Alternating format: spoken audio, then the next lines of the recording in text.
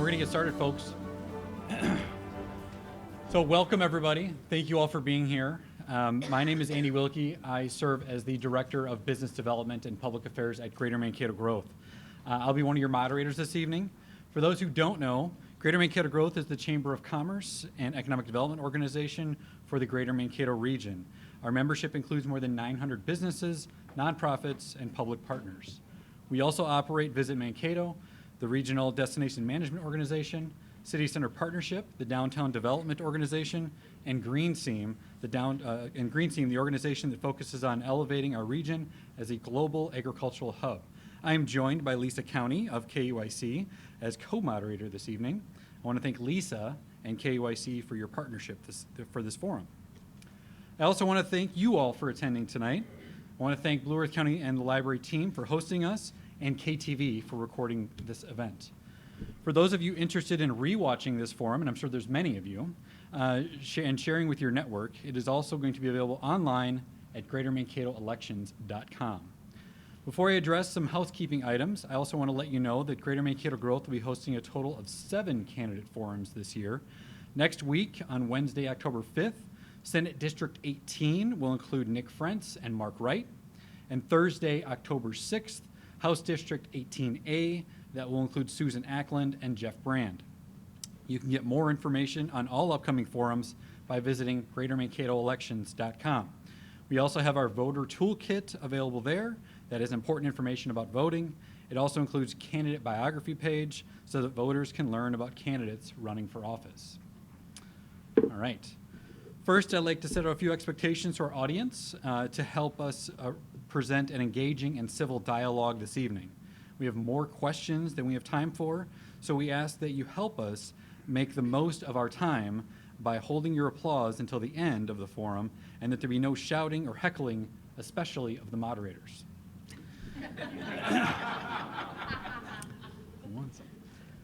This evening format is as follows. Each candidate will be asked a question and given 2 to 3 minutes to answer the question. While our moderators will hold candidates to the time limit, this evening we're more interested in engaging in robust discussion and getting these candidates' thoughts on issues. So it may take longer in some instances, and follow-up questions or discussion will be at the discretion of the moderators. And lastly, some of you submitted questions at the entrance. Liz, please wave Liz. She's back there somewhere. Or Jessica. We'll bring those up to me later on, and we'll ask some of those as time allows. Okay, now it's my pleasure to introduce the candidates this evening. We have Paul Barta and Jeff Wursel. Please join me in thanking them for being here this evening.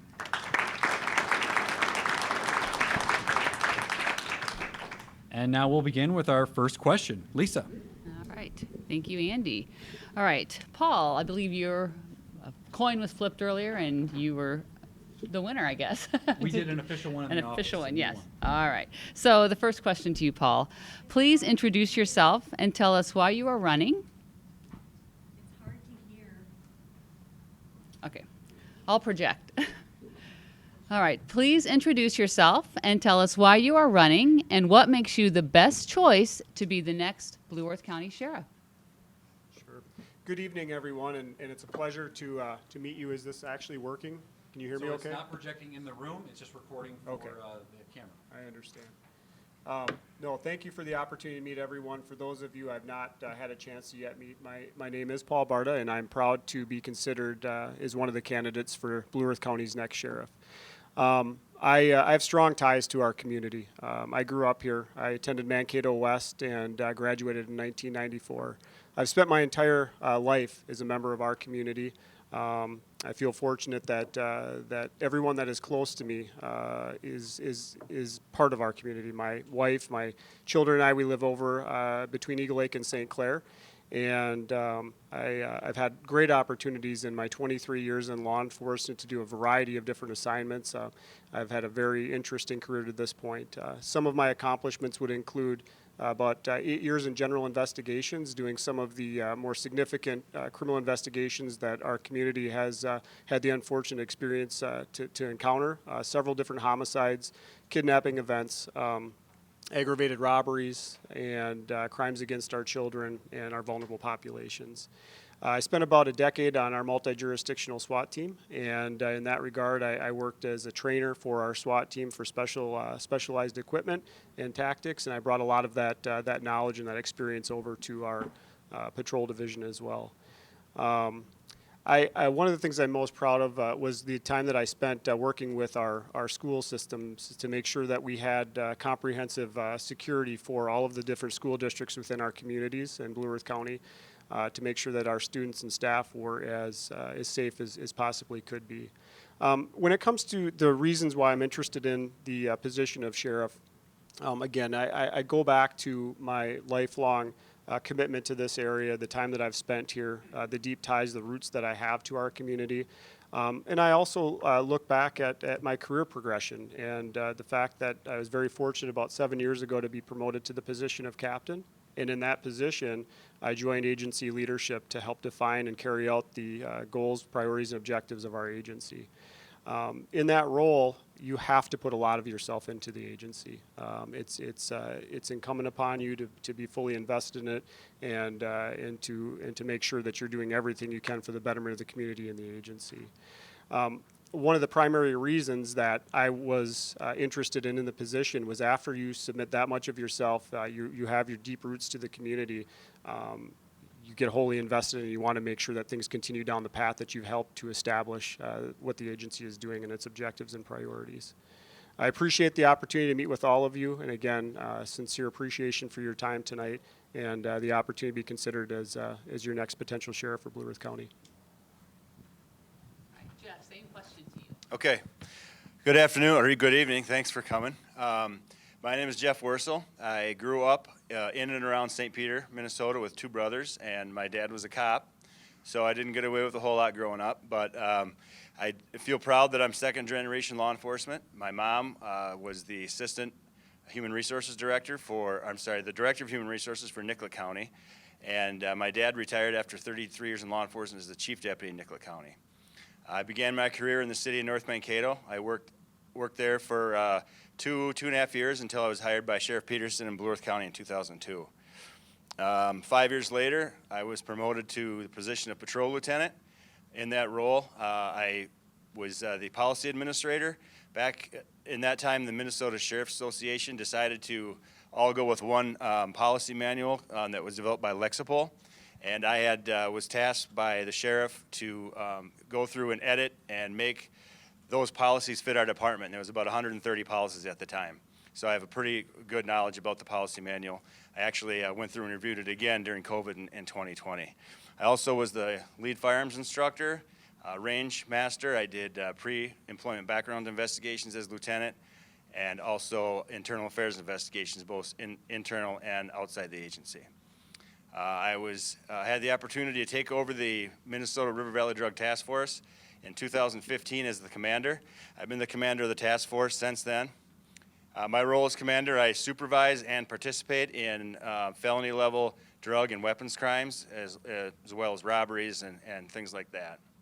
I've also testified in front of the Public Safety Committee, the House of Representatives in St. Paul twice, and the Sentencing Guidelines Committee. I'm very, very involved in politics when it comes to drug crimes and sentencing, things like that, because I have a passion to keep communities safe. My personal life, I have a wife, a stepson, and a son.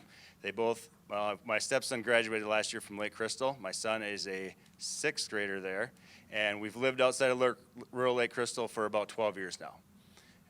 I want to be sheriff because my parents say, and my mom says, I've been running for this job since I was born. So I talk to a lot of people. I know a lot of people. I'm respected by a lot of people in the department. As a matter of fact, I have the unanimous endorsement of the Blue Earth County Sheriff's Deputies Union, which includes all the patrol deputies and the investigators. They've been asking me for years to, when Brad Peterson was done, to take over and step up and run and be their leader. And that's what I want to do, is lead this department into the future. So thank you for listening. Thanks, Jeff. All right, Jeff, this question goes to you. From a law enforcement perspective, what are the most significant challenges facing Blue Earth County, and how do you plan to address them? And what will your top priorities be as sheriff? Law enforcement perspective, the biggest challenges facing Blue Earth County right now, honestly, from what I see, is drugs. Fentanyl right now is terrible. The Drug Task Force has seized over 4,000 fentanyl pills just this year alone, which is a jump from 12 to 15 pills last year. It's poisoning people, and I don't think the message is out there. I plan to address it by, I think the Drug Task Force should be staffed by more people than it is. I think that the challenges the task force faces is covering 4 counties, not only in Blue Earth, but 3 other counties. We're just spread too thin. And I think and law enforcement and the sheriff needs to be a part and get that message out there.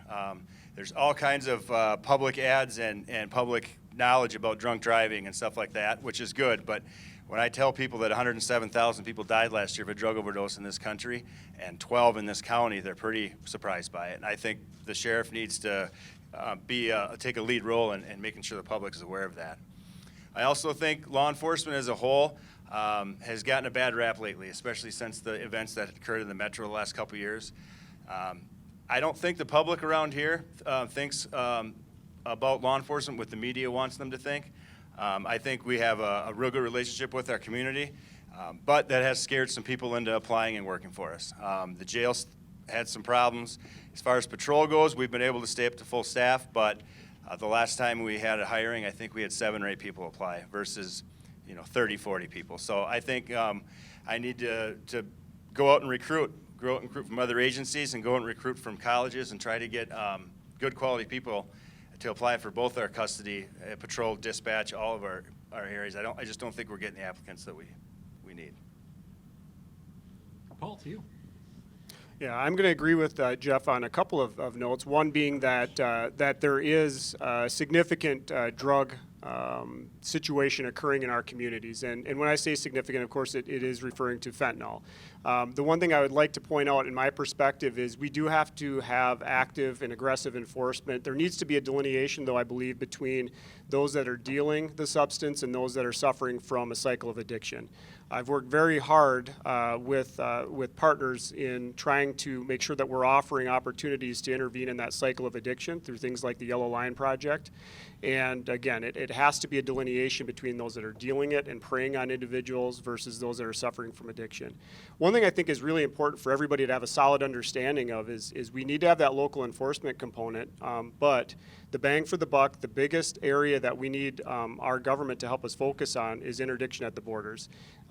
You're fighting an uphill battle for enforcement at the local level when the drug cartel saw dollar signs and started pushing everything into our society because of America's addiction to pain medications. So I'll agree with Jeff on one point of it, but I also think we need to have a different plan that supports interdiction at the national level as well.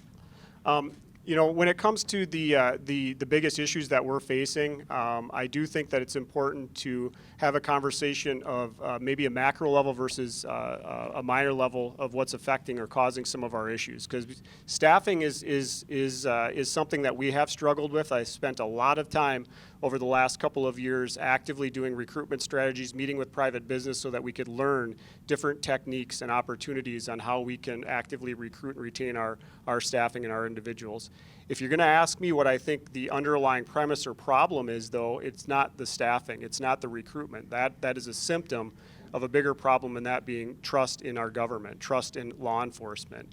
I started a lot of active outreach over the last couple of years, and one thing I've said from the very beginning is that if you've got me as your captain, part of your leadership for the agency, I'm going to actively work on some of the issues and problems. So we have to focus on community trust, making sure that some of the transgressions and things that happened over the last couple of years are addressed, and we work together to get to a better place, because that's going to have a net effect on recruitment, retention, and every other problem that we're facing. Okay, Paul, I want to dive into that a little more, what you were just talking about, the trust issue. In the wake of the murder of George Floyd, public trust in law enforcement has become a more significant issue than ever before. So how do you plan to increase public trust, and how do you plan to engage with the public?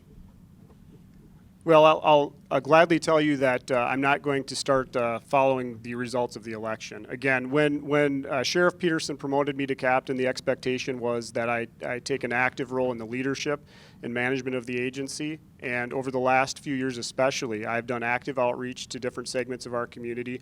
I've ensured that we have a two-way street and a very good partnership with our media, our local media, and even our state-level media. It is through providing access to information, accessibility, and being available to our constituency and our staff and our community that we build that trust.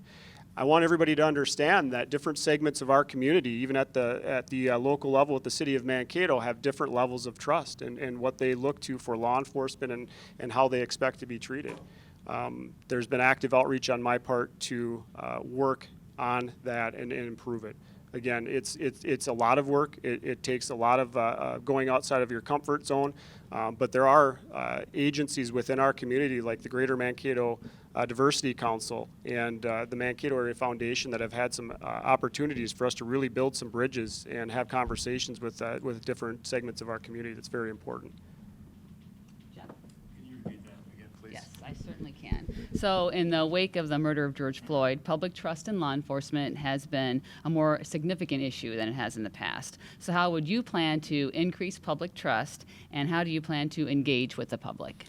So, like I said before, I have not felt that negative or the loss of trust personally with the people that I've engaged with. Just this year alone, I've done over 22 presentations or met with community groups, and I counted it up today to just over 1,000 people. I am getting, especially now with fentanyl so bad, I'm getting so many requests to come talk to groups and let them know, hey, you know what, this is what's out there, this is what you got to be afraid of, this is the advice I give to parents. But I also give them some good news that we are actually working to help curb this. And I think the public trust that law enforcement in this area is out working, and I think the public trust they're out working for the benefit of the public. I just have not seen that. I haven't seen a loss of trust in this area. I know nationally and probably in some parts of the state that has been affected. But I think as sheriff, I just want my deputies to know that they need to go out and talk with the public and have positive contacts with the public so the public realizes that the sheriff's office are a good group of men and women who are out there to help people. All right. Great, thank you. Next question, this is for you, Jeff. As sheriff, you are expected to prepare and manage a budget of more than $11 million and about 100 employees. What is your experience managing budgets, and how will you approach your role as a good financial steward of taxpayer funds? Thank you. The budget that I manage in the task force is not quite $11 million. It's about $500,000. But I shouldn't say I have to. I do a grant proposal every year. Part of the budget comes from grants money. Otherwise, the rest of it, it needs to come from agencies that participate, as well as forfeiture funds. The budget that I manage, I have to buy vehicles with it. I have to pay personnel with it. I have to buy equipment with it, just like the sheriff's office.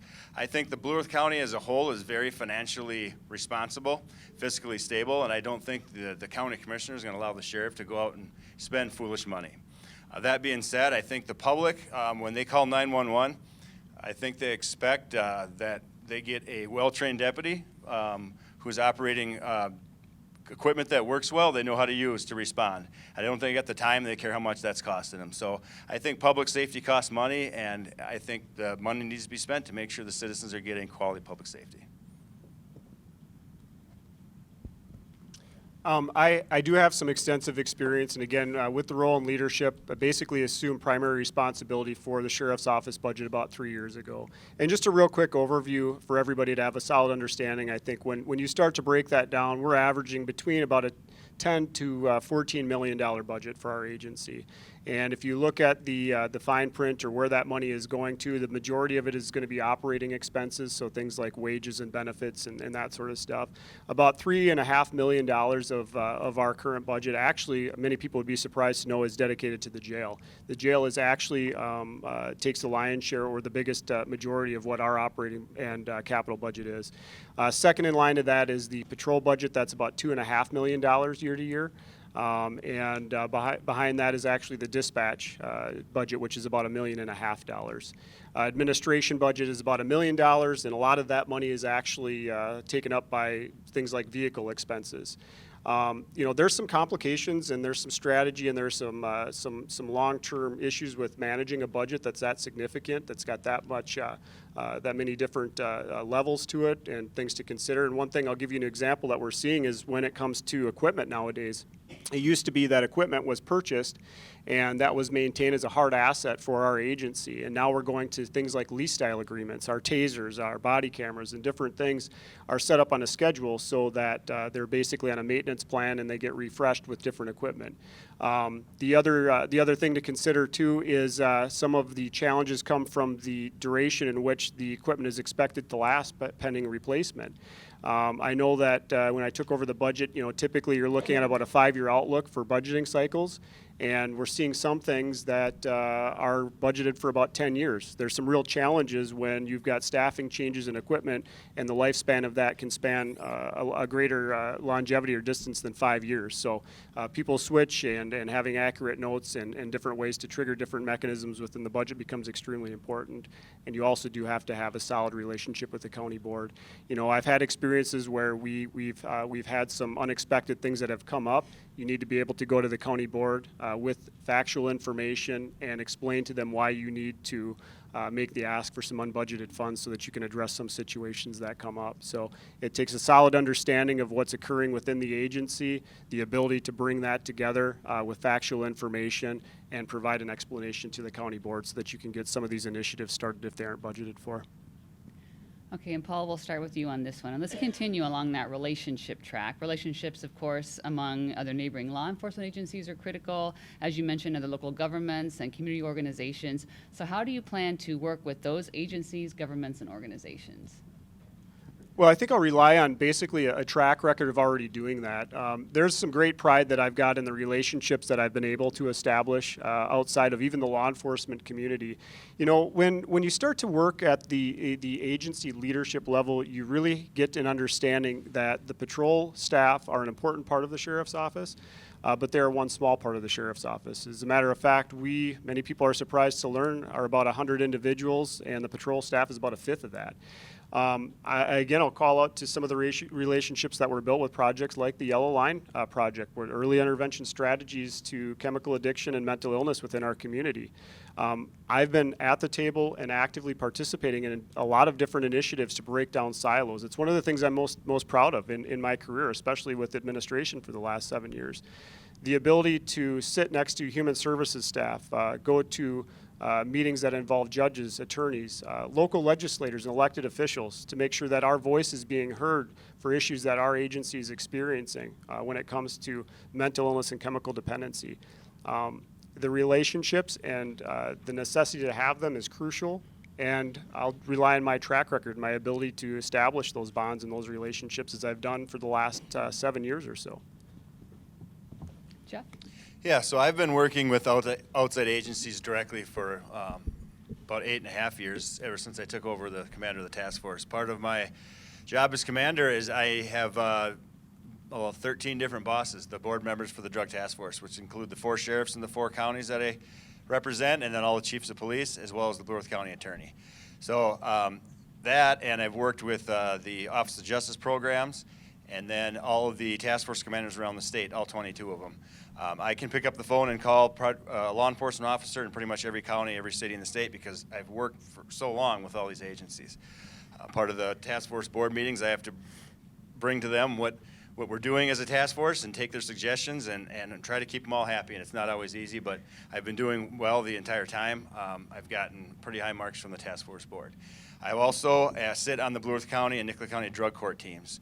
The drug court team consists of treatment centers, social workers, judges, attorneys, peer recovery specialists, and every week we sit down and we talk about the people that are in the drug court program, the participants, what they need, what we can do to help them. I actively participate in recommending someone for drug court, and sometimes I have to speak up and say when someone is not a good fit for drug court. So I work with other agencies on a daily basis as well. Thank you, Jeff. This one's for you as well. Talking about workforce retention and recruitment. I want to go back to that. Workforce and talent recruitment is one of the top issues facing every employer currently. Law enforcement is no different. In fact, some may argue there's more pressure on law enforcement given the nature of the work and the 24/7, 365 operations. Please give your thoughts on recruitment and retention at Blue Earth County Sheriff's Office currently and what you think you can do to address it.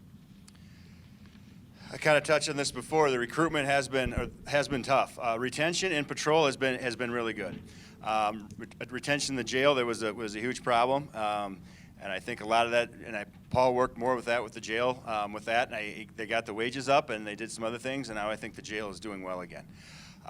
I think recruitment needs to be done outside other agencies. I think we need to actively travel if we have to, advertise, and try to get employees to come to work from all our divisions. One of the things that the county kind of fell short on the past few years is wages, and they've addressed that, and that's also going to improve. We were quite a bit lower or low enough to notice than surrounding agencies. We weren't getting the applicants that we wanted, and I think that's gonna help. Also, I think having a department that people want to work for helps as well. I left North Mankato and went for the county because I got to meet all the Blue Earth County deputies, and I got to meet the sheriff, and I said, you know what, I want to go work there because that looks like a really fun place to work, a good group of people. And I think you have to keep that environment and keep that morale up, and then I think you're going to attract more people, and that's my plan. I think that having the union endorsement is one reason why they want me, because they see me as a leader and someone that they want to work for. Yeah, I think, again, I talked about the public trust and the implications on what that will do for our recruitment and retention strategies. And I do want to talk a little bit about our most recent hires. And our hiring process generally consists of an application process along with an interview. And the final step to hiring our licensed staff or our deputies has historically been the sheriff, the chief deputy, and myself sit down with those individuals and have a conversation with them. The question that I always ask every one of the new potential deputies is, there's a lot of opportunity for employment right now. Why are you interested in working for the Blue Earth County Sheriff's Office? The answer to that question that I get routinely almost every time is because your administration backs your employees, you stand up for them, and you support them. Okay? I've been a part of the administrative team for a long time. That reputation does not come easily. You have to make sure that you're making sound decisions and holding people accountable when it has to happen, but also supporting them when challenging situations are encountered. I do want to talk a little bit about the jail because it's been very important. For the last year or so, we had to shut down one of our housing units, and that's a substantial issue for our agency. It took a lot of work. It took me sitting down with the vast majority of the custody officers and the jail staff to see what was happening, what was occurring within our agency. And it wasn't just wages. Wages were part of it, but we were seeing that the custody officers were providing MedPass, and they were having a lot of different duties that could have been more appropriately taken care of by other staff, such as nursing. Our nursing hours were a little light from what they should have been. We saw our staff telling us that our mental health practitioner hours were much shorter than what they should have been. It took a lot of effort off of them. They're dealing with some very highly acutely mentally ill individuals in our jail setting, and that was burning people out. So after meeting with all of them, after having all of these conversations and determining what was working and what wasn't working, it took things like conversations with the union to get memorandums of understanding in place so we could do some phased retention pay to keep the staff that we currently had there. It took presentations before the county board to get our nursing hours enhanced, to take away some of the MedPass and get our mental health practitioner hours increased to take some of that burden off of the custody officer staff. You know what it really took? It took leadership actively engaging with the employees in the jail setting so they knew they were appreciated. I want everybody to leave this meeting tonight to understand that the sheriff's office is not patrol deputies alone. That's a visible component of our agency, but again, it's 1/5 of the agency. Of 100 people, the biggest thing that our jail staff appreciated was active engagement with leadership to know that they were appreciated. And that soundly, I promise you, was a turning point for our jail staff mixed in with all of the other initiatives that we undertook. All right, thank you both. Paul, we'll start with you on this one. What role does the Blue Earth County Sheriff Department have in a community-wide disaster? So what we're going to end up talking about a little bit is emergency management priorities. If you're not aware of what emergency management is, it is a required essential function of our government, okay? When the state of Minnesota is involved in it, it is the sheriff that's responsible for any kind of interaction request for things like the National Guard. Unless it's a city of the first class, it's the sheriff that makes a request for the National Guard to be deployed. When we have an event, when we have a disaster that affects our community, whether it's the city of Mankato, Garden City, or in general Blue Earth County, it's the Blue Earth County Emergency Management Team that responds to that event, supports the active response for the first responders on the scene. And what I think everybody in this room soundly appreciates is that we are the facilitators, we are the linkage to the state and federal government to make sure that when we have disaster declarations that happen, we are able to get state and federal funding so that we don't bear the brunt of expenses to repair infrastructure at the local level.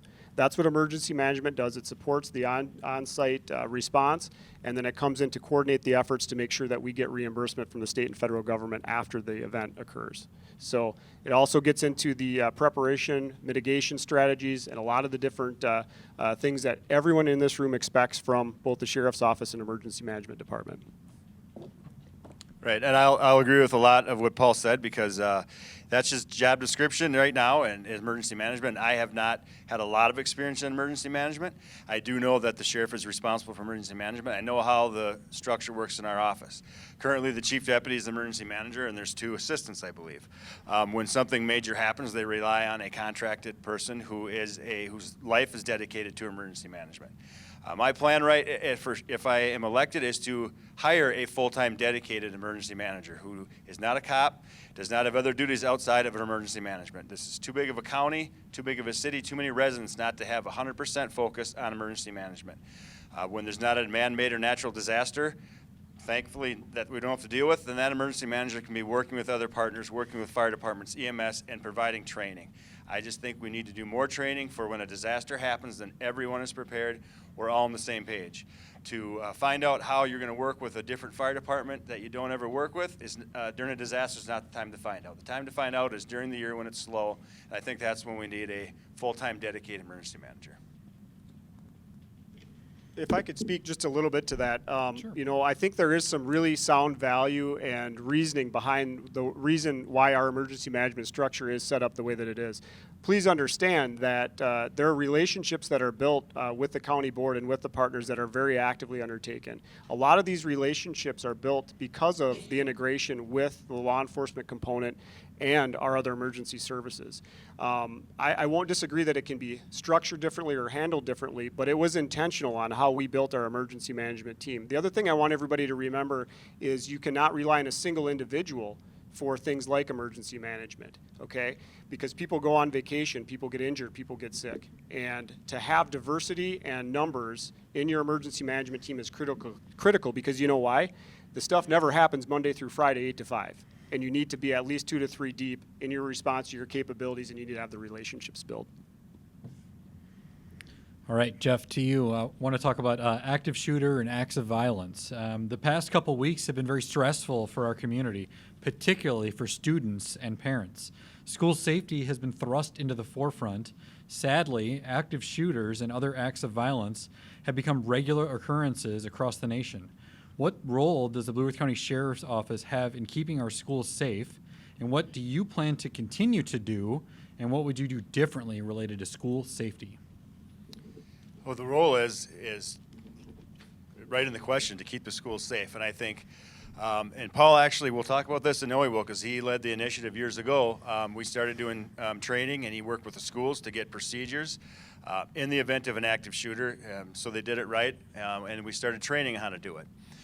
The Sheriff's Office has a very active role in any incident in the rural schools, Mankato schools. We'll definitely be called upon to help. And I think being trained on that is an important aspect, and I think that's where over the past few years we've fallen short. I remember when the initiative first started, we were training in a lot of schools. We were using simunition guns, and we were trying to make it as real as possible. We were getting to see the inside of schools and working with the teachers and area first responders, and we did a lot of training. Well, that hasn't happened in several years. I know we've hired a lot of new deputies since then, and I know the school has hired a lot of new staff, and there's new firefighters, there's new EMS, and I think that's something that needs to happen annually. And as sheriff, I'll make sure whoever's in charge of the training, especially school shooting trainings, that this happens every year so we can stay fresh on it, and everyone that is a new hire knows exactly what we need to do. Great. Paul, to you. Yeah, again, this was a very labor-intensive and a very comprehensive plan that we unveiled or unrolled about 2012. So it's been about a decade ago. And it was prior to the Sandy Hook tragedy that happened for the active shooting event there. It is important, it's critically important to understand that we went through this, did a lot of work. We coordinated the evacuation and lockdown strategies for all of the schools in Blue Earth County, and that includes ISD 77. There was a lot of work that went into that, and it expanded out beyond our region, actually, to surrounding counties. When it comes to the maintenance of that, we were in a really, really good place. We had active shooter drills on site at each school location. We were into ISD 77. We actively did drills and scenarios at MSU. Here's what happened. Here's what hit the pause button on that thing. It was a thing called COVID. And we had restrictions on access to specific spaces. We had restrictions on access to be in large settings of individuals. And we recognize that. As a matter of fact, everybody in this room will probably be very happy to realize that after hitting pause for 2 years, we've recently had some extensive conversations to re-energize that initiative, to ensure that we're taking the most up-to-date statistical information, revitalizing the response criteria and everything that we worked on back in 2012 and pushing it back out. Unfortunately, as promotions and different assignments come forward, everybody can't maintain all of their different roles. I've actually been active, and we've selected a new group of individuals to review everything that we've done, keep up on the statistical information, and just so everybody's aware of it too, we're seeing about a 1/3 increase over the last 5 years compared to the previous 5 years on these events. It's a significant problem. It needs to be addressed. It needs to be dealt with swiftly. And the reason that we fell off of the training initiatives was the COVID criteria and things that happened with that. We're already underway to make sure that we've got this as a sound initiative that's going to be pushed out and make sure that all of our kids and our staff are safe in our area. And incidentally, it went beyond the educational institutions as well. The AVIS platform that I started back in 2012, it went into the business environment, it went into places of worship. All of you in this room most likely have engaged or been to a facility or a group setting where some of the AVIS principles have been taught and applied in our community. All right, you've both tonight mentioned mental health in some capacity, and mental health continues to be a major issue throughout the nation, including in Blue Earth County. Many say we've reached a crisis point with providers being understaffed and under-resourced, creating long wait times. In too many cases, law enforcement officials are put into a difficult situation where you don't know the mental health history of those that you encounter. So, Paul, we'll start with you on this one. What is your vision for addressing the mental health needs in our community? Yeah, I think I'd like to just step back just a little bit. I know that if you're not aware of it, the Minnesota Post Board, the agency or organization that regulates and holds our licenses for peace officers, had mandated several new trainings and new initiatives and learning objectives over the past several years. Prior to some of the mental health mandates that have come out, I actually worked closely with our Human Services Department and local psychologists to bring in mental health awareness training for our staff. About 2 years later, after I started that initiative, so our staff could start to understand mental illness, identify it, and appropriately respond to it, the Minnesota Post Board made it a mandate. So we were ahead of that because of some of the initiatives and the criteria that I worked on. I'm not going to disagree. If you've met me before and we've had conversations surrounding what I think is important for initiatives and what needs to be dealt with, chemical dependency and mental illness is amongst what I think is the most important. What do I think we need to do? I think we can't solve this problem alone. Again, we cannot work in silos. We have to build our relationships with organizations and have partnerships with people like Human Services. They're the ones that are the linkage to the resources within our communities that can help interrupt some of this cycle. Here's the other thing that's important that I've been very active with. Local elected officials are able or willing to come to the table. You have to seize that opportunity so that they have a full understanding of it. I told everyone, and I made mention of it, that back in interviews and conversations with our jail staff, it was one of the things that was burning our jail staff out. Dealing with highly acute, mentally ill individuals in our jail is a big problem. We're very fortunate. Our local electives have come to the table. They've got some creative thoughts, some ideas, and they're having conversations with us so that we can try to get some of this solved. What we really need is we need increased bed space for mentally ill individuals. They cannot sit in our jail and languish. We need to be able to have somewhere else that they can move. And right now, the bed space is just not what it needs to be to serve those individuals. It does no good to any of them to be in our jail for our jail staff or the individuals. So we need to work together. We need to work with the electeds. We need to increase that bed space and increase the opportunity for them to get effective treatment. Jeff, to you. Right, I agree. Mental health plays a huge part in what I do every day as well. The people we deal with, they are chemically dependent and they're all mentally ill. I shouldn't say they're all mentally ill. They all suffer from mental illness and chemical dependency. And I work, like I said, with the drug court, come up with different ideas. But the bed shortage is huge. I think there's maybe 4 or 5 beds in Mankato right now. It seems like every night, 2 or 3 times a day, the hospital is asking for transports out of here to Sioux Falls, to Fargo, to Duluth, to Eau Claire, Wisconsin. They're transporting these people that need a mental health bed out of state. I don't think that's right. I think there should be something else available in the community, whether it be mental health in-home care, whether it be, like Paul said, working with state legislatures. As an elected sheriff, all the elected sheriffs, we can't be the only county having this problem. You need to get together as a group and tell the state this needs to change. I don't think hospitals are real excited about having mental health beds because they don't make them a whole lot of money. There's not an expensive procedure they can do, and there's not a bunch of equipment they have to use on them. They have to get inside their head, and they have to give them treatment that way. And so I think there needs to be more health beds here in town, locally, and I think an elected sheriff can be a voice for that. Great. Thanks, Jeff. This question is for you. So we had a couple heavy topics here. We're going to lighten it up a little bit. So the business community hopefully doesn't have to interact with the sheriff's office too much, but businesses rely on law enforcement to keep our communities safe and a safe place to live and to do business. How will you work with the business community to ensure that we have a safe community that is attractive for business growth and talent recruitment? Right. Well, I'm already doing that. I do a lot of different engagements with businesses, and it's not so much keeping the building safe. It's a lot to keeping their employees safe and recognizing when they have employees that are suffering from chemical dependency.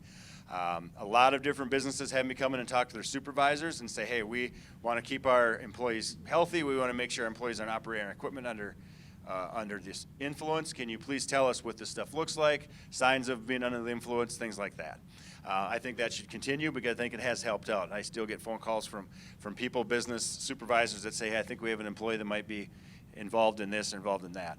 And I think we need to get out to the county businesses and take a look at their surveillance equipment, take a look at what they have for safety plans in place. You see a lot of places that got posters covering all the windows. The police can't see when they drive by. I think lighting. We can just give them advice on how to improve safety of their business and safety of their employees first and foremost. Yeah, I think one really important component of the safety and the perception is ensuring that we have a good understanding of where we're at with our community. I don't know if everybody in this room has a full understanding of the average daily population of the city of Mankato. We're actually north of 200,000 people when you consider students, when you consider those that are coming to our community for work. You know, I think just I have to have an understanding that when we have that many people that are coming to our community, you are going to experience some issues, right? You have to have the perspective on that, though, to understand we're in a pretty good place. We do have some pretty good public trust around here, and you need to keep that perspective in mind.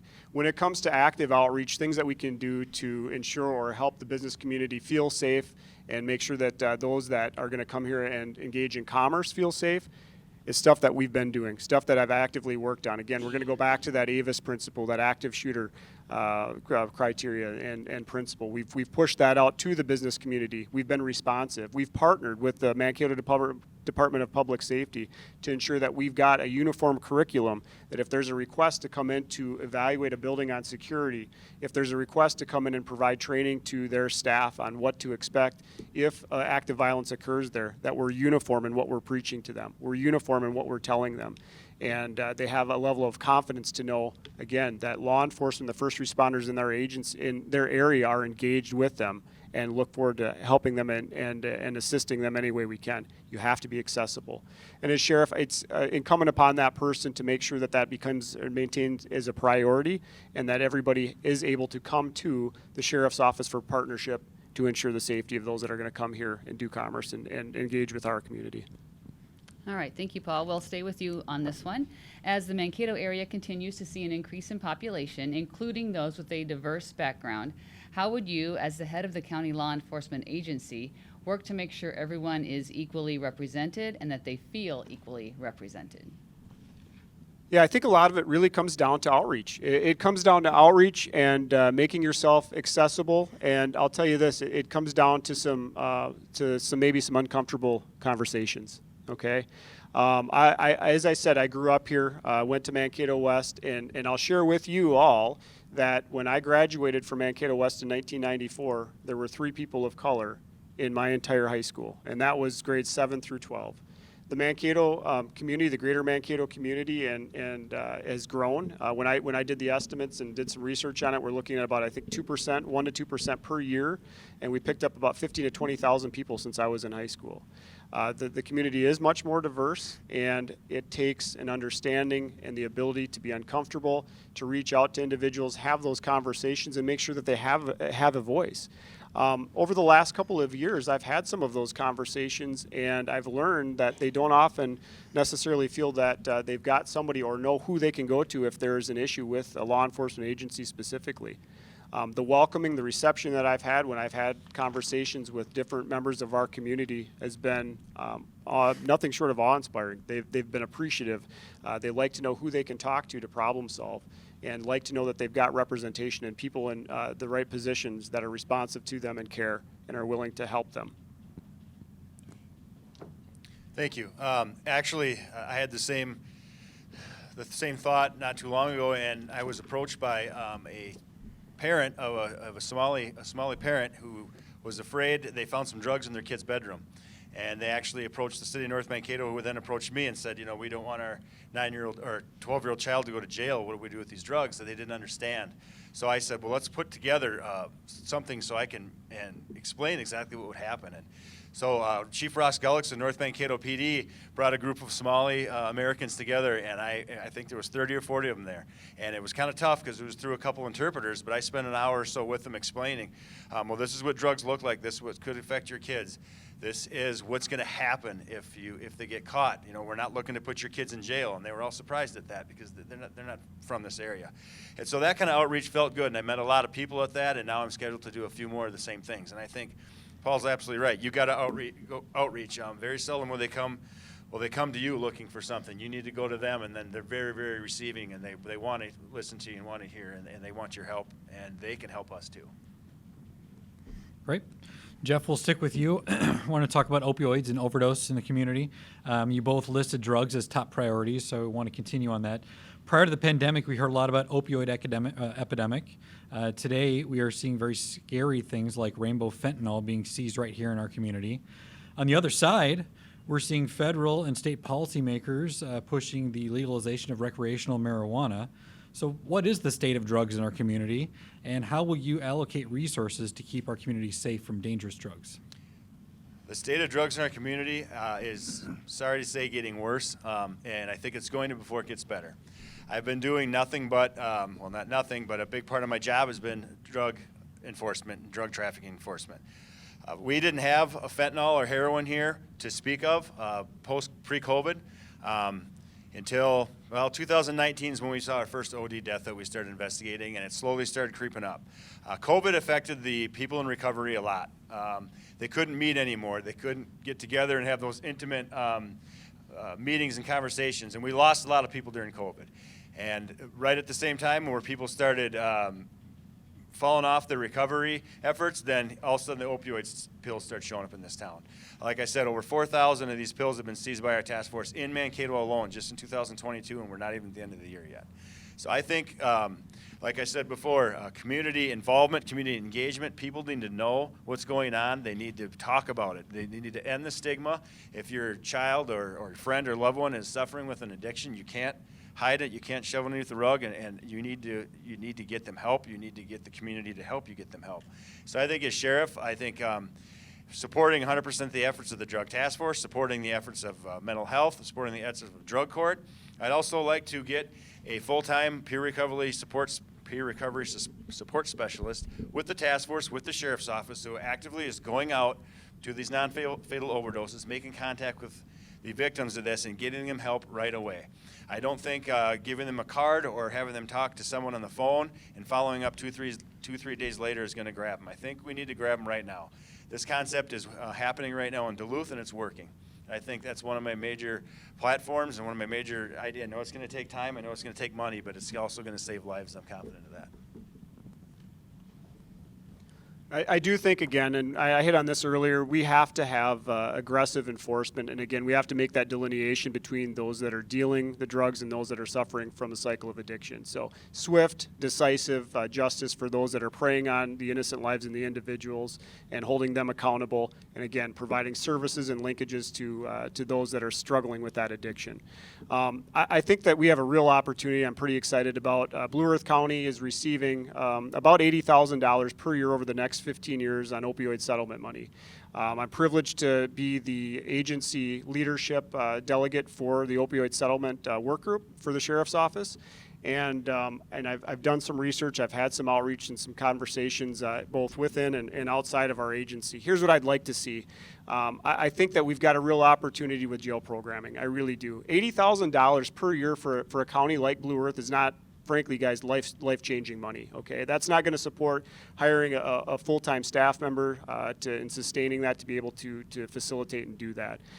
But through jail programming, I think we have an opportunity here, once we get people within our jail, once we get them off of the drugs that they're using, back on medications that they're maybe prescribed and should be using, to get them set up for a more likelihood of success when they get out of our jail is a real win and real opportunity. Remember, a lot of the people that are in our jail struggling with an addiction have kids. And we see the cycle of addiction that's going to translate into their children, right?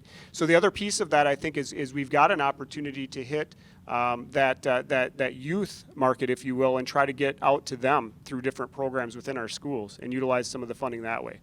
I don't disagree with the peer recovery specialist and that type of an approach for a co-responder type of a model, but here's the thing. If you look at where the population density is and where our overdose incidents are occurring, they're very directly related to the city of Mankato, where your population density is. Partnerships are crucial. The city of Mankato has got also a pool of money through the opioid settlement funds, and I think we've got an opportunity to partner with them because that's where your density of overdose is going to come from, and be able to utilize their funding in a partnership to respond to that where it's most likely to occur. Some real opportunities, some exciting times, and I think we've got the ability to make a real impact in the problem that we're seeing. All right, thank you. The next question has to do with visibility and transparency. In recent months, we've seen instances where law enforcement has turned to the media for help, whether it's in locating a missing person or identifying a suspect, which as a member of the media, I think shows the important role that we can play in helping communicate with the public. So how do you see a relationship with the media working with you as sheriff? Start with you, Paul. Well, I've really come to appreciate the job that media has, especially our local media. When I assumed the position of captain, part of that role was to become the public information officer for our agency. And in doing so, I learned really quickly, really early on, that you have to, again, establish the relationships with your media partners because it cannot be a one-way street. When I have an opportunity to meet a new reporter, whether it's with the Free Press, whether it's with KUIC or any of our media outlets, I like to sit down with them and explain it like this. If I was your friend and the only time that you came to me is when you needed help, I wouldn't think you're a very good friend. It's a two-way street. So we need to make sure that we've got transparency and we're providing information to the media and that we're accessible to them. One thing that I've started undertaking is the ability to post our calls for service on our website, because again, that lends credibility, that lends transparency to our agency. Certain information needs to be redacted out of there. We always want to guard public safety and the safety of the individuals, but there shouldn't really be a reason for us to not be able to allow people to see what's occurring in our community and make it public on our website. We're undergoing that. It's a project that I'm working on with IT, but again, we got to make sure that we've got everything in line so that we don't sacrifice any public safety. But partnerships are crucial. Partnerships with the media, partnerships with our community are essential, and it can't be a one-way street. You need to work together on it and provide the opportunity to give the information. And when you need help from your local media partners, you need to have a level of trust that they're going to help us as well.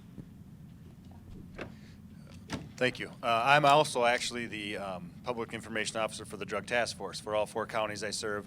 I do my own media releases. I do my own interviews with the media, and I do contact them quite a bit when we do find something, especially fentanyl pills. When there's any major arrest, I always like the media to know so the public can be aware of what's going on, what neighborhood it's happening, what city, what age groups it's affecting. And I always seem to get, which is great, a follow-up call with follow-up questions in an interview. I think Barda's right. Partnerships are very essential with the media. If it's the fastest way to get a message out there, and when you need their help, they're always there for you. All right. Jeff, we're going to stick with you on this one. I want to talk about body cameras. The use of body cameras has become more popular, but sometimes controversial. Do you support the use of body cameras by law enforcement? And talk about what has informed your view on body cameras. Yes, I do support the use of body cameras for law enforcement. Why? Because right now, if you don't have a body camera, if something's not videotaped, it's tougher and tougher to get the public and the judges to believe that it actually happened. You also have to keep in mind, though, that body cameras don't, even a cop wearing a camera doesn't capture everything. There's always going to be something that it doesn't capture, and there's always going to be something in question. But I do support the use of body cameras. I want to make sure that when we get body cameras, that I'm going to actually purchase an extra one for my Nicollet County agent, because his agency's not getting body cameras. And I said that if the 4 of us, the 2 Blue Earth County and 2 Mankato, are going to have body cameras, then I want all of us to have body cameras. I was involved in some of the policy development when it came to body cameras as it pertains to undercover operations in the task force. There are some situations where the task force agent's not going to be able to wear a body camera. When I have someone in an undercover situation, having a camera on their chest is not going to work for undercover. Obviously, planned arrests, search warrants, high-risk operations, then we'll be cammed up, and I'm actually looking forward to it. Yeah, interesting timing on the conversation or this question, because it was just on last Tuesday that I went before the county board, provided an explanation and allowed public comment for the policy for our body cameras, and also to meet the statutory requirement that it was discussed at an open meeting. County board went through the approval process and did approve the purchase of our body cameras, and it was about $130,000, just north of that, for the entire project, the implementation. So I'm overseeing that project for our agency and fully informed on it, fully support it. I think it's necessary, it's expected by our community, and whether or not there's any implications or suggestions that it's going to uncover any wrongdoing, I frankly don't believe that. I think it's going to really show the hard job and hard work that our law enforcement professionals do on a daily basis, but it's also going to provide a level of transparency for our community to know that we aren't holding anything back and that we're filming our interactions with our public. There's a really unique opportunity, and I've done a lot of studying on it and consultation, because at some point I can promise everybody in this room, and I've promised our staff, we're going to have the unfortunate opportunity to be involved in something that's controversial, whether it's a use of force situation or officer-involved shooting. And the cutting edge of how we're going to frame that up is that we're going to be able to release the body camera footage and surveillance that may be obtained in the area, and we're going to structure how that's released and show the public in a very short time frame after the event happens what happened. It's an opportunity that we've got. State statute allows us to do that, and the planning is underway right now to make sure that when we have something happen, we can frame that up, we can provide the information to the public so that they can see it and better understand what truly happened. Understand that narratives are going to come out. People are going to have their perceptions of things, and they're going to try to put spins on different things. Body cameras allow us to have an unbiased witness at an event, as long as it's captured on camera, and we can get that information out to the public. It's going to improve trust, and I think it's going to be a great benefit for our community and our staff. All right, we do have a few minutes to take some questions from the audience. So these questions came from some of the younger members of our audience. What programs, we'll start with you, Paul, what programs will you be starting for troubled youth, and what is your position on addressing our most vulnerable populations? I talked a little bit about the opioid settlement money. Again, I think that's a huge opportunity for us to get out to do some intervention with the youth, provide additional education to them.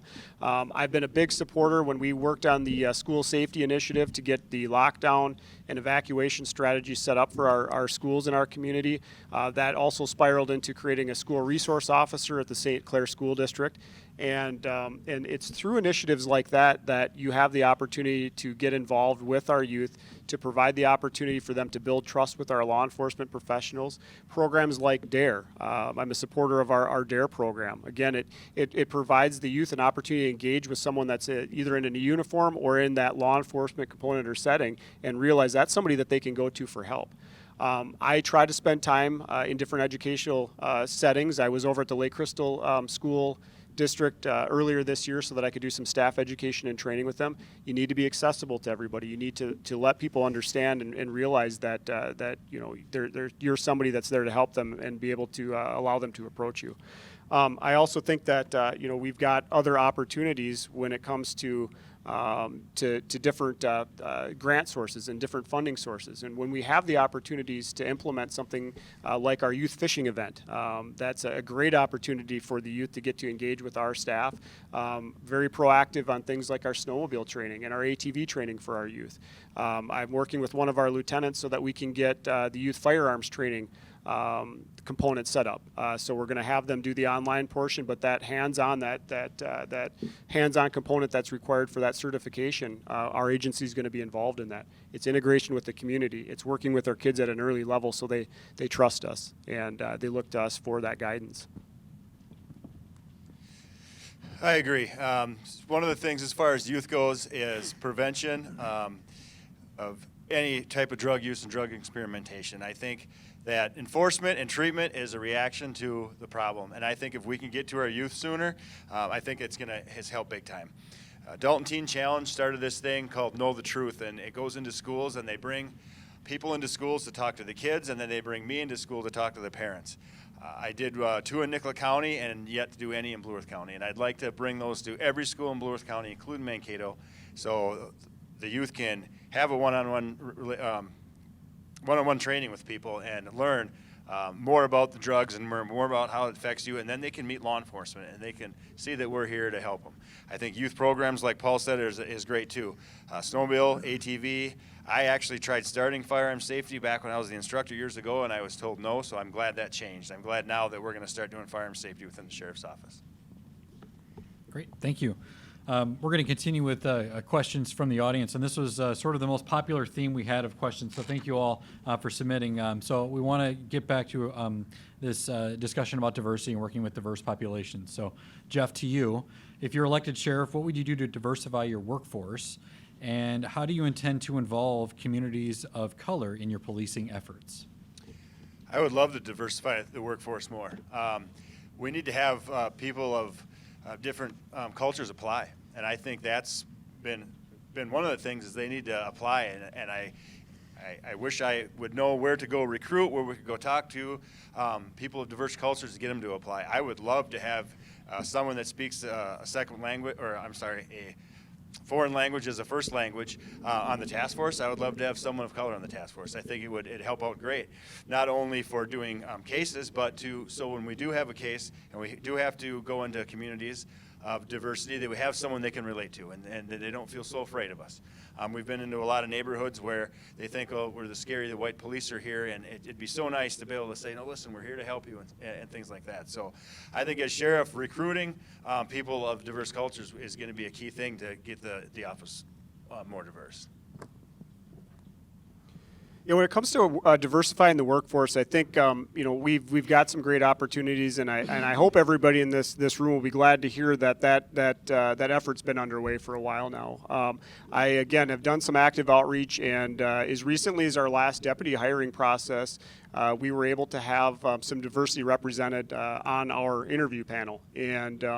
And when it comes to recruitment, it was sort of borne out the need to do this, the need to recognize that what our workforce was representative of and what it wasn't, and what pools of candidates were we missing? Where were we not searching for or looking for when we needed to get our applications up and improve the numbers of what we were seeing? I'll tell you what, there is a great opportunity here to engage with, again, different parts of our community to build that trust, and they're happy to help us and happy to do that. So again, it's been underway, and we've made some, I think, inroads to be able to do that. And I want to remind everybody too that when we start talking about diversity and inclusion, it doesn't just mean that it's a race-related type of an event. It's not just the color of your skin. It's not your perceived ethnicity. It's inclusion of things like disability, gender, preference. It involves a lot more than just the color of someone's skin or their race. And we've got a great opportunity here. And the first step is recognize it, and the second step is the conversations, and then the integration of it. So it's underway. We've been working on it, and I've been happy to be part of that. All right, thank you, Paul. We'll stick with you on this one. Our county courthouse has far less security than most other counties. What are your thoughts on improving security at the district court? Yeah, again, I know that this conversation or this subject matter has been underway for several years. When we worked on the AVIS, the Active Violence Active Shooter initiative, education and outreach to our courts was one of the core components. I'm going to tell you that as sheriff, it's going to be something that we're going to need to look at. Just trends in violence, just different opportunities and things that we could do to make our courtroom facility or our court facility more secure and safe. I think we've got a pretty good opportunity there.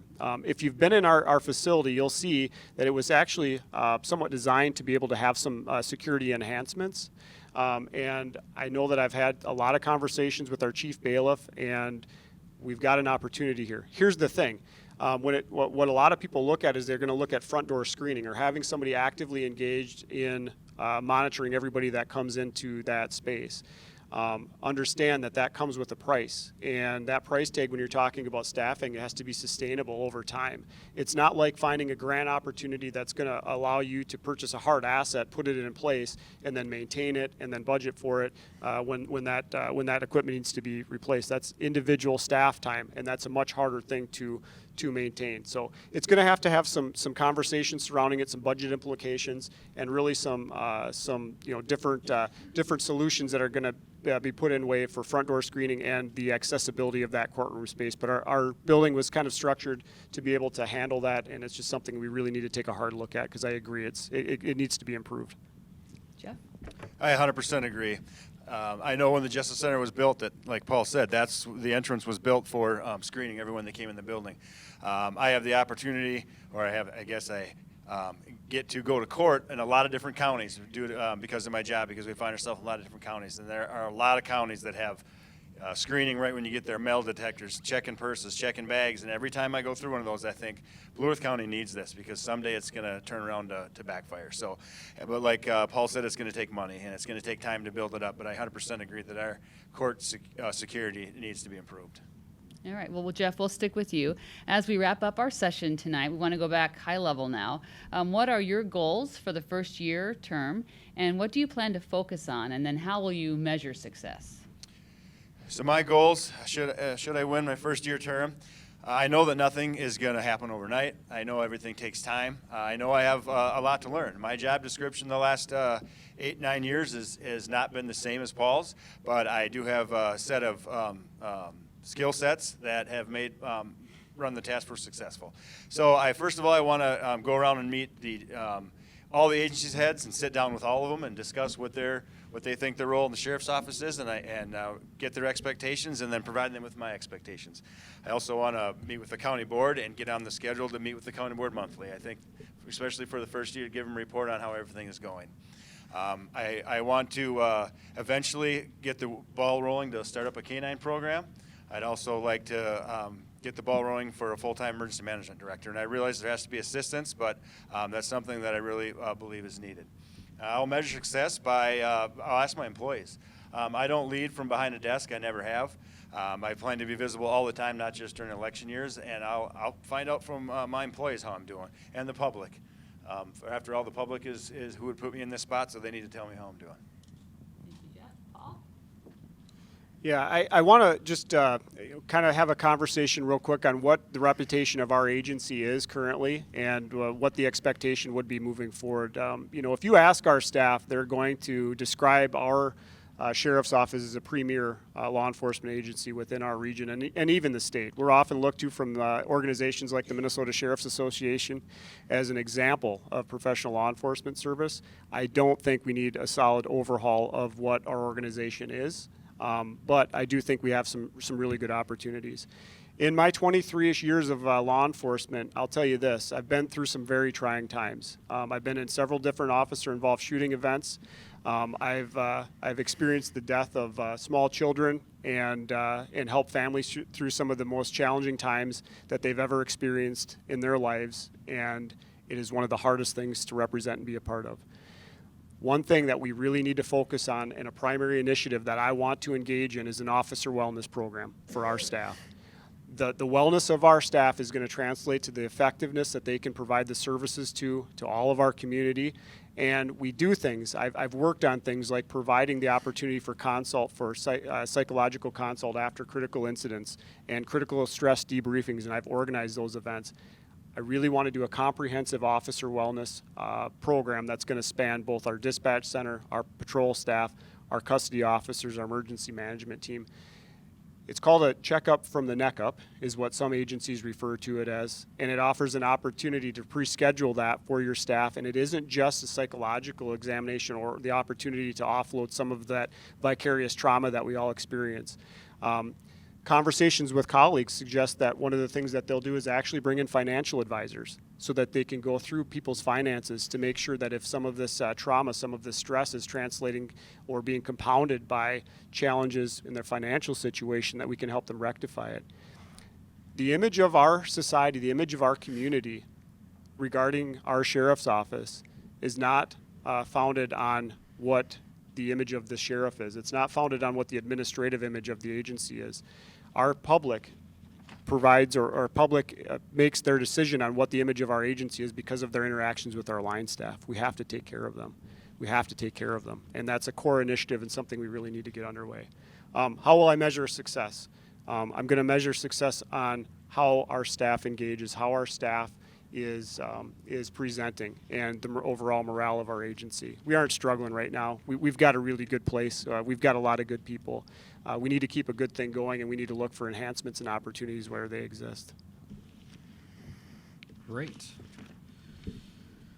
So we want to end with giving you both a chance to make your case to voters by answering one simple question. And Paul, we'll start with you, and Jeff, you'll get the last word. Why should voters vote for you? Well, I hope through our tonight's conversation that you've all had an opportunity to understand better the complexity and the importance of the office of sheriff. The services that we provide truly are intertwined within our community and throughout our county. When you pick up the phone and you call 911, you expect a professional, courteous dispatcher to answer your call. When you have an interaction with one of our deputies, you expect a professional, well-trained staff member to help you. When someone in our community is arrested, you expect a professional to take that person into custody within our jail staff that's going to be compassionate and treat them appropriately. If we have a disaster that occurs in our community, you expect a professional, knowledgeable emergency management team to respond to that event. My commitment to all of you is that if you elect me as your sheriff, I'm going to bring the knowledge and experience that I've obtained over the last 23 years in law enforcement to provide a smooth transition with zero interruption to the professional quality services that our agency provides across our dispatchers, our patrol staff, our jail staff, and our emergency management team. I appreciate being considered for the office of sheriff, and I appreciate any support that you're willing to lend me in that regard. Thank you.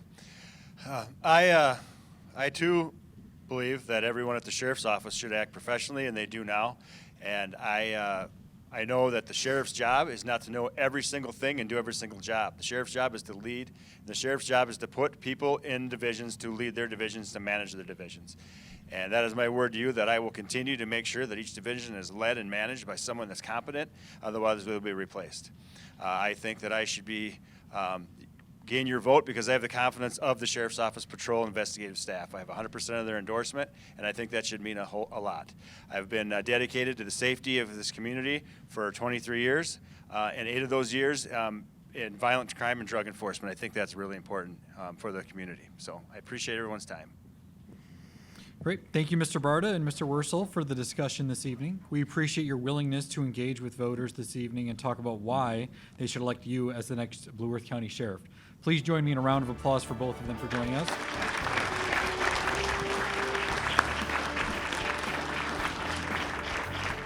And a round of applause for Lisa County for joining me this evening. And I want to thank all of you for attending this evening. As a reminder, Greater Mankato Growth has 6 more candidate forums this election season for federal, state, and local office. Each of these forums is recorded by our friends at KTV and Bethany Lutheran College and will be available online at greatermankatoelections.com. There you can also find our voter toolkit, which includes candidate biographies and information about future candidate forums. That's greatermankatoelections.com. Thank you and good night.